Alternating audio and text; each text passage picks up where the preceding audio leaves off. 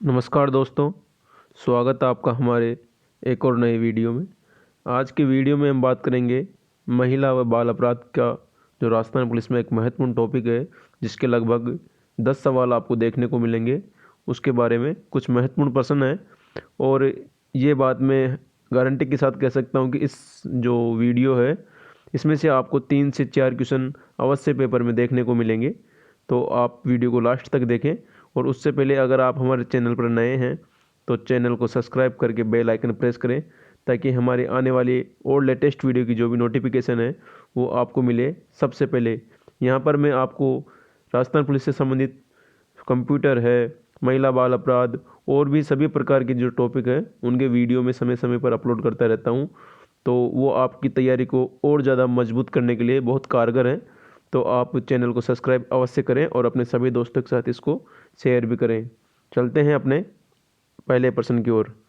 उससे पहले एक मोटिवेशनल कोड जो आपको ऊर्जावान बनाए रखेगा कि यूं ज़मीन पर बैठकर क्यों आसमान देखता है, पंखों को खोल जमाना सिर्फ उड़ान देखता है।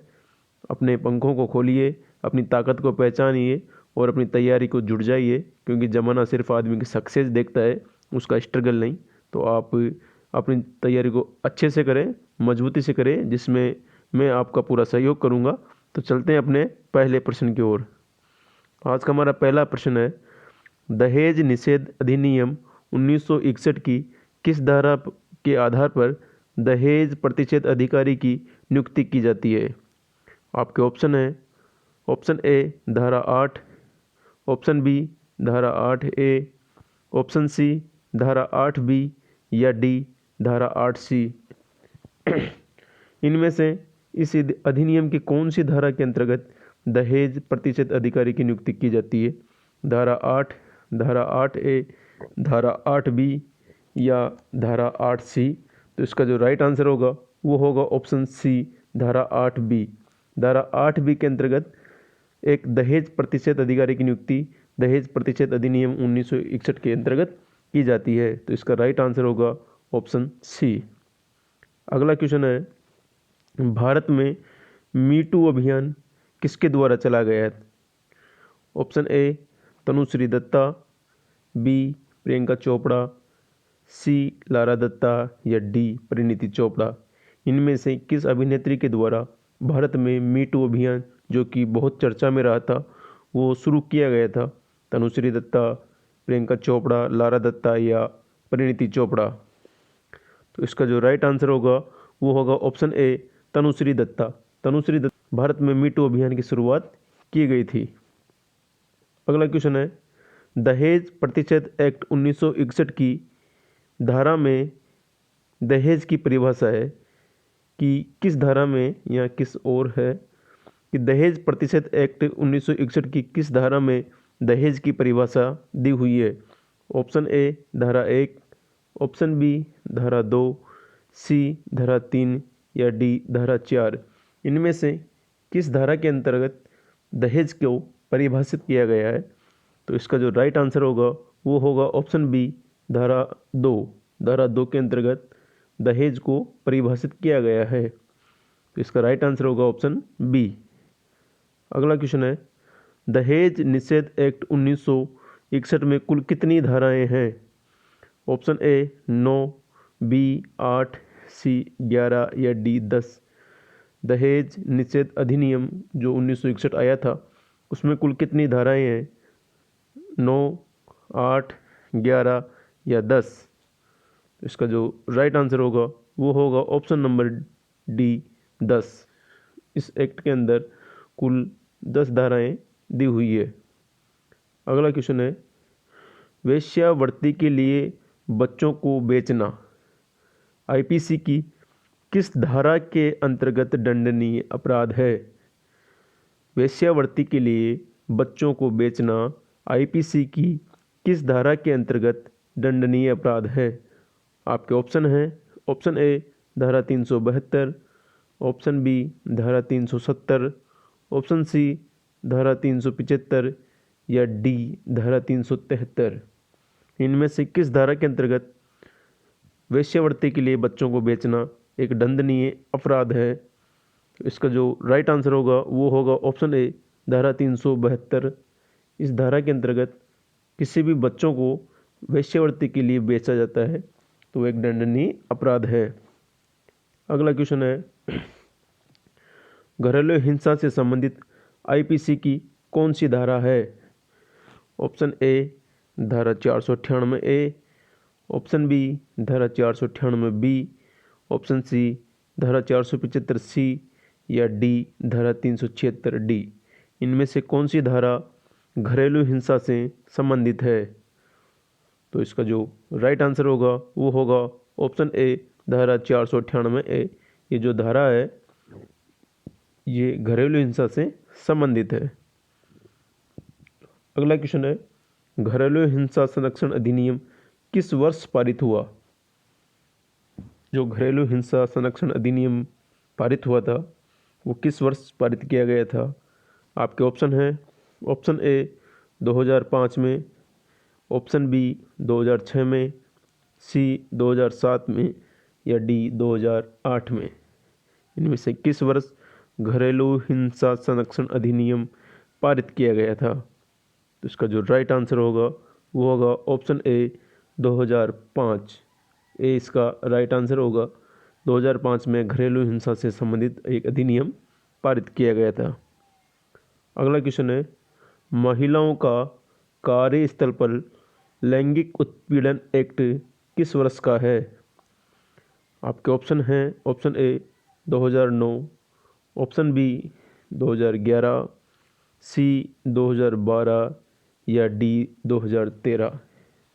महिलाओं का कार्यस्थल पर लैंगिक उत्पीड़न एक्ट किस वर्ष का है? 2009, 2011, 2012 या डी 2013। और इसका आंसर बताने से पहले मैं एक और बात बता दूं आपको कि जो राजस्थान में विशाखा गाइडलाइन आई थी, विशाखा गाइडलाइन, वो भी इसी से संबंधित थी, कार्यस्थल पर लैंगिक उत्पीड़न से। और इसका जो राइट आंसर होगा वो होगा ऑप्शन डी 2013। इस 2013 में एक एक्ट आया था, कार्यस्थल पर महिलाओं का लैंगिक उत्पीड़न एक्ट 2013 का है। और विशाखा जो गाइडलाइन है वो इसी से संबंधित है। और अगला क्वेश्चन है, आईपीसी की किस धारा में यौन उत्पीड़न की सजा का प्रावधान है? आपके ऑप्शन हैं, ऑप्शन ए धारा 355, बी धारा 354, सी धारा 354A या डी धारा 354B। आईपीसी की किस धारा में यौन उत्पीड़न के लिए सजा का प्रावधान है?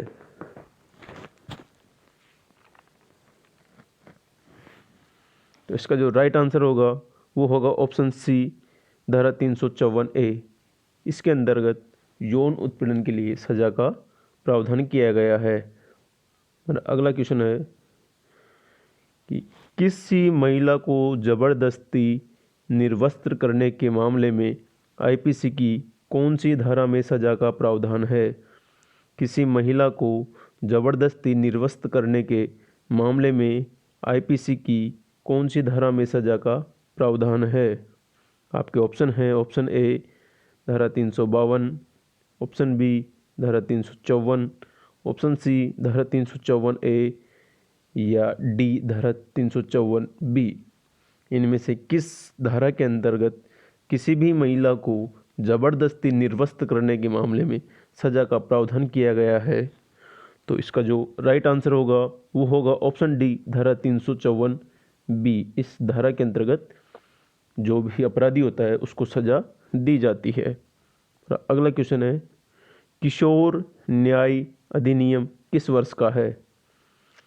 किशोर न्याय अधिनियम किस वर्ष लागू हुआ? आपके ऑप्शन हैं, ऑप्शन ए 2015, बी 2016, सी 2017 या डी 2018। इनमें से किस वर्ष किशोर न्याय अधिनियम पारित हुआ? इसका जो राइट आंसर होगा वो होगा ऑप्शन बी 2016। वर्ष 2016 के अंतर्गत किशोर न्याय अधिनियम को लागू किया गया। अगला क्वेश्चन है, अनैतिक व्यापार एक्ट किस वर्ष का है? ऑप्शन ए वर्ष 1980, बी वर्ष 1960, सी वर्ष 1958 और डी वर्ष 1950। इनमें से किस वर्ष अनैतिक व्यापार एक्ट लागू हुआ? 1980, 1960, 1958 या 1950? इसका जो राइट आंसर होगा वो होगा ऑप्शन सी 1958। 1958 में अनैतिक व्यापार एक्ट लागू किया गया था। अगला क्वेश्चन है, बाल श्रम अधिनियम किस वर्ष लागू हुआ? बाल श्रम जो अधिनियम था वो किस वर्ष लागू हुआ? आपके ऑप्शन हैं, option A 1986, option B 1987, option C 1988 या डी 1990। इनमें से किस वर्ष बाल श्रम अधिनियम लागू किया गया था? इसका जो राइट आंसर होगा वो होगा ऑप्शन ए 1986। 1986 में बाल श्रम अधिनियम लागू किया गया था। अगला क्वेश्चन है, भारतीय दंड संहिता 1860 के अनुसार गर्भपात कराने पर सजा का प्रावधान किस धारा में है? भारतीय दंड संहिता 1860 के अनुसार जो गर्भपात कराया जाता है उसके लिए सजा का प्रावधान आईपीसी की किस धारा में है? आपके ऑप्शन है, ऑप्शन ए धारा 313, बी धारा 317, सी धारा 318 या डी धारा 310। इनमें से किस धारा के अंतर्गत गर्भपात कराना एक कानूनन अपराध है या उसके लिए सजा का भी प्रावधान है? तो इसका जो राइट आंसर होगा वो होगा ऑप्शन ए धारा 313। इसके अंतर्गत ये एक कानूनी अपराध है। मेरा अगला क्वेश्चन है, पॉक्सो एक्ट में कितने वर्ष से कम उम्र के बालक को नाबालिग माना गया है? ऑप्शन ए 14 वर्ष, बी 16 वर्ष, सी 17 वर्ष या डी 18 वर्ष। इनमें से कितनी उम्र तक के बालक को पॉक्सो एक्ट में नाबालिग माना गया है? तो इसका जो राइट आंसर होगा वो होगा ऑप्शन नंबर डी 18 वर्ष से कम उम्र के बालक को पॉक्सो एक्ट के अंतर्गत नाबालिग माना जाता है। और आगे बढ़ने से पहले मैं आपको बता दूं कि ये हमारा जो पहला वीडियो है, इससे पहले भी पुराने वीडियो भी आप महिला बाल अपराध के हमारी प्लेलिस्ट में देख सकते हैं, जिनका लिंक मैं आपको डिस्क्रिप्शन में दे दूंगा। इसके अलावा मैं आपको और भी अलग अलग वीडियो लेके आऊँगा, और जो हमारा अगला वीडियो महिला बाल अपराध पे होगा उसके अंतर्गत हम आईपीसी की जितनी भी धाराएं हैं उनको वन लाइन के अनुसार पढ़ेंगे, जो महिला व बाल अपराध से संबंधित जो महत्वपूर्ण धाराएं हैं, क्योंकि धाराओं से अक्सर प्रश्न पूछे जाते हैं, तो हम एक ही वीडियो में उन सारी चीज़ों को क्लियर कर लेंगे। तो आप चैनल को अवश्य सब्सक्राइब करें और बेल आइकन को भी प्रेस करें और अपने सभी दोस्तों के साथ इसको शेयर करें। हमारा अगला क्वेश्चन है, वेश्यावृत्ति के लिए बच्चों को खरीदना आईपीसी की कौन सी धारा के अंतर्गत दंडनीय अपराध है? हमने अभी जस्ट पहले एक क्वेश्चन देखा था, उसमें क्वेश्चन था कि बच्चों को बेचना किस धारा के अंतर्गत कानूनन अपराध है, जबकि ये क्वेश्चन है बच्चों को खरीदना किस धारा के अंतर्गत कानूनन अपराध है। तो इसका जो राइट आंसर होगा वो होगा ऑप्शन डी धारा 373। उसका जवाब था धारा 372 के अनुसार बच्चों को बेचना कानूनन अपराध है, जबकि धारा 373 के अनुसार बच्चों को खरीदना भी कानूनन अपराध है। तो इसका आंसर होगा डी। अगला क्वेश्चन है, आईपीसी की कौन सी धारा एसिड अटैक से संबंधित है? जो तेजाब का लोग प्रयोग करते हैं किसी के चेहरे पर डालने के लिए, किसी के चेहरे को झुलसाने के लिए, तो वो भी एक कानूनन अपराध है, और उसके लिए सजा का जो प्रावधान है वो आईपीसी की कौन सी धारा में है? आपके ऑप्शन है, ऑप्शन ए धारा 326, ऑप्शन बी धारा 325, ऑप्शन सी धारा 426 या डी धारा 365। इनमें से किस धारा के अंतर्गत एसिड अटैक से संबंधित अपराधी को सजा का प्रावधान है? तो इसका जो राइट आंसर होगा वो होगा ऑप्शन ए धारा 326। इसके अंतर्गत एसिड अटैक से संबंधित सजा का प्रावधान है।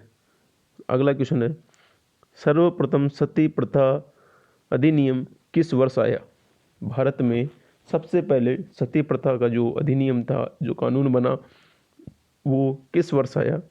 ऑप्शन ए 1880 में, बी 1929 में, सी 1987 में या डी 1829 में। सर्वप्रथम सती प्रथा जो एक्ट था वो किस वर्ष आया? 1880, 1929, 1987 या डी 1829।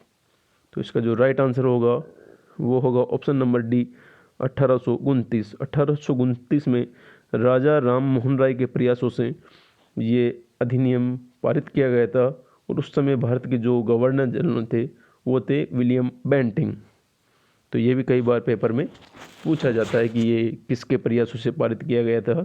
तो इसका जो जवाब होगा वो होगा राजा राम मोहन राय। अगला क्वेश्चन है, पॉक्सो एक्ट कब लागू हुआ? आपके ऑप्शन है, ऑप्शन ए 14 नवंबर 2012, बी 13 नवंबर 2012, सी 14 नवंबर 2013 या डी 13 नवंबर 2013। बहुत ही वेरी इंपॉर्टेंट क्वेश्चन है, ये अवश्य किसी न किसी पेपर में छपेगा। तो इसका सही जवाब क्या होगा? 14 नवंबर 2012, 13 नवंबर 2012, 14 नवंबर 2013 या डी 13 नवंबर 2013। तो इसका जो राइट आंसर होगा वो होगा ऑप्शन ए 14 नवंबर 2012 को पॉक्सो एक्ट लागू किया गया था। 14 नवंबर को बाल दिवस भी मनाया जाता है।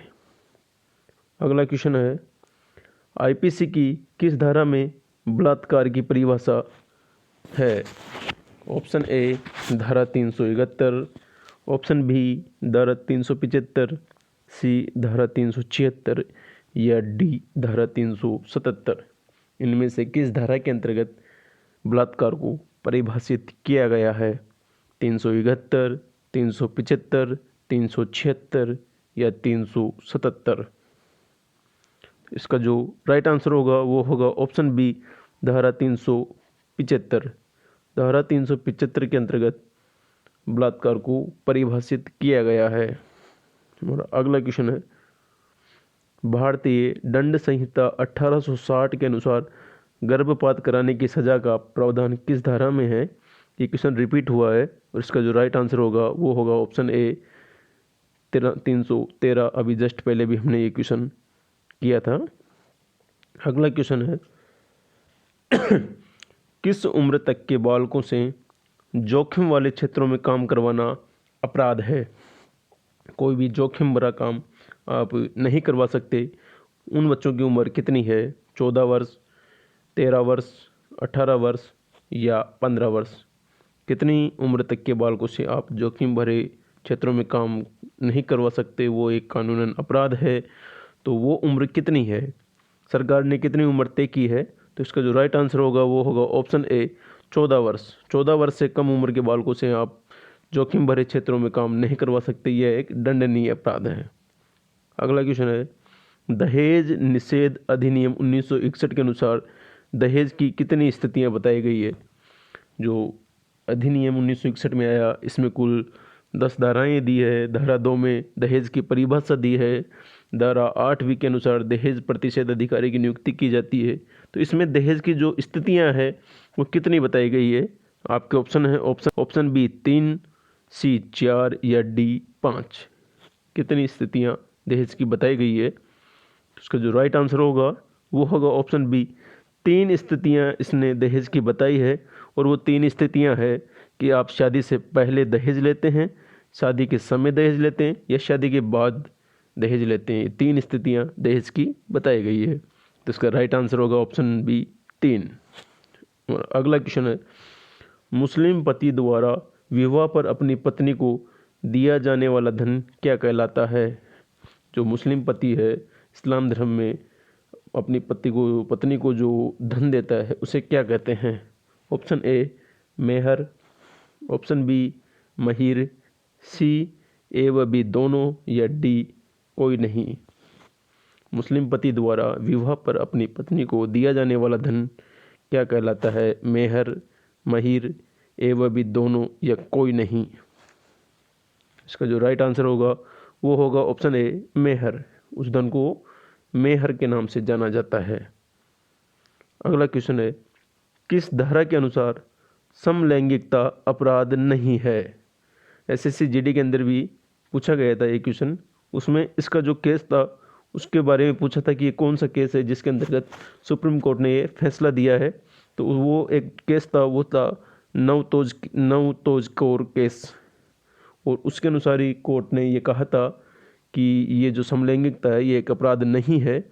तो आपके ऑप्शन है धारा 376, ऑप्शन बी धारा 377, ऑप्शन सी धारा 378 या डी धारा 380। किस धारा के अंतर्गत ये अपराध नहीं होगा? तो इसका जो राइट आंसर होगा वो होगा ऑप्शन बी धारा 377। नवतेज कौर केस में सुप्रीम कोर्ट ने कहा है कि धारा 377 के अनुसार समलैंगिकता अपराध नहीं है। अगला क्वेश्चन है, राजस्थान में सती प्रथा रोकथाम अधिनियम किस वर्ष लागू हुआ?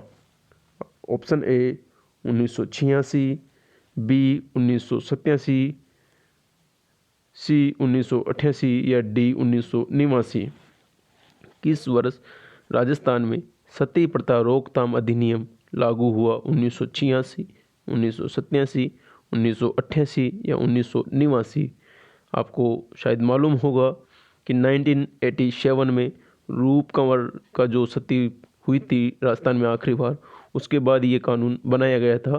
तो इसका जो राइट आंसर होगा वो होगा ऑप्शन बी 1987। अगला क्वेश्चन है, किस धारा में विदेश से महिला खरीदने पर सजा का प्रावधान है? आप विदेश से महिला आयात करते हो पैसे देकर, तो वो भी एक कानूनन अपराध है। तो किस धारा में सजा का प्रावधान है? तो आपके ऑप्शन है, ऑप्शन ए धारा 364, ऑप्शन बी धारा 366 बी, ऑप्शन सी धारा 366 ए या डी धारा 365। इसका जो राइट आंसर होगा वो होगा ऑप्शन बी धारा 366 बी। इसके अंतर्गत आप विदेश से महिला आयात नहीं कर सकते, ये एक कानूनन अपराध है। अगला क्वेश्चन है, गर्भपात के दौरान महिला की मृत्यु होने पर किस धारा के अंतर्गत सजा का प्रावधान है? अगर गर्भपात करवाते हो तो आपको पता है, अभी जस्ट हमने पहले बात की थी कि धारा 313 के अंतर्गत वो भी एक अपराध है। लेकिन अगर मृत्यु हो जाती है तो किस धारा के अंतर्गत वो मामला जाएगा? आपके ऑप्शन है, ऑप्शन ए धारा 313, बी धारा 314, सी धारा 315 या डी धारा 316।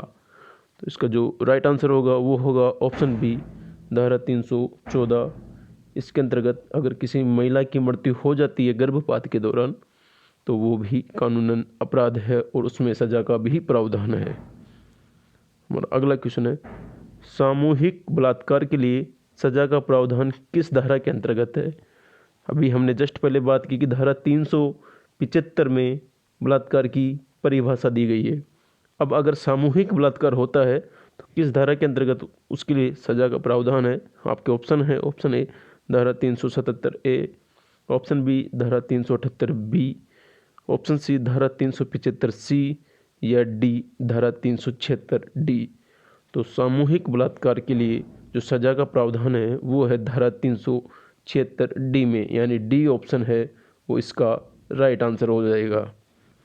तो धारा 376 डी के अंतर्गत सजा का प्रावधान है।